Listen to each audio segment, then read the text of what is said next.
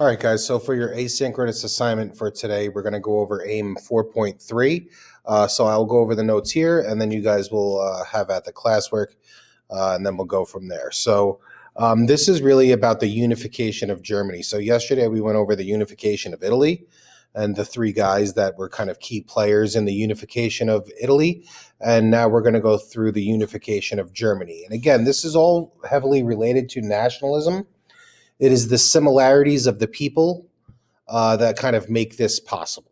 So that's important to understand. So we're going to be hearing about this guy today, Otto von Bismarck, and one of his famous quotes is, "The great questions of the day will not be settled by speeches or by majority, but by blood and iron." So this kind of tells us a little bit about what this guy's about. He's a little bit of a militarist. So we will see how this plays out. So here we go. So Germany at the time is made up of a bunch of smaller states. They were part of, for the very, very long time, what was known as the Holy Roman Empire. The Holy Roman Empire is eventually going to be dissolved by Napoleon. And then it's kind of in this state of flux for quite some time, where it is just a bunch of independent small states. Germany does not exist at the time. Germany is referring to the people that all speak German. So there is a language, German, that all these people have in common. So we're already starting to see the seeds of this nationalism, right? This common language amongst these independent nations. This is a thing that can kind of glue people together, right? So Prussia is the largest of the German states, at least one of them, and they kind of take center stage with regard to the unification of Germany. Large and prosperous, economically stable. And Prussia's government is authoritarian, very strict. So it's kind of rule with an iron fist kind of stuff. And they will take the lead with regard to unification. So they're known for their kind of strict militarism, like we saw from Otto von Bismarck's quote. And again, all of these surrounding independent kingdoms that exist in this area are all speaking the same language. They're all ethnically the same. So this is part of that story of nationalism, right? So militarism, as we've discussed in the past, is a reliance on military strength. It doesn't matter what the question is, the use of the military is the answer. So in the 1860s, King Wilhelm I of Prussia appoints a new prime minister, Otto von Bismarck. Essentially, the reason for this is because Wilhelm wants to unify, but is not really sure how to do it.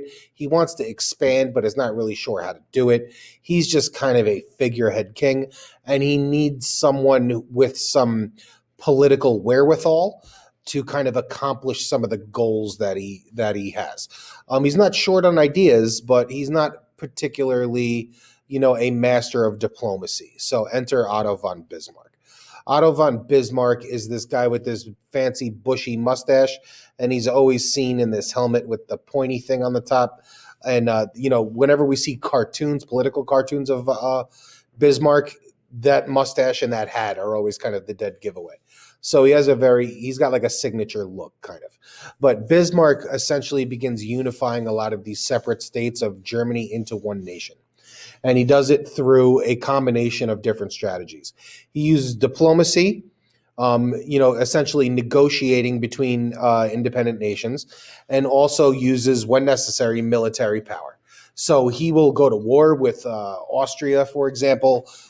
He will go to war with France, for example. And there are other instances where a lot of the other smaller German states are happy to join with him.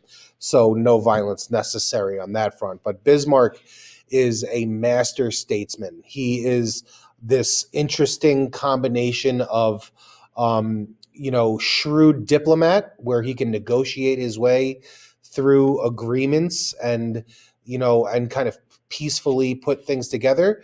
And in other instances, he shows himself to be quite the militarist, where he will, kind of sledgehammer diplomacy, where he will, impose his will through the use of his military. So it's this interesting mix of strategies that make Bismarck kind of a unique character in world history.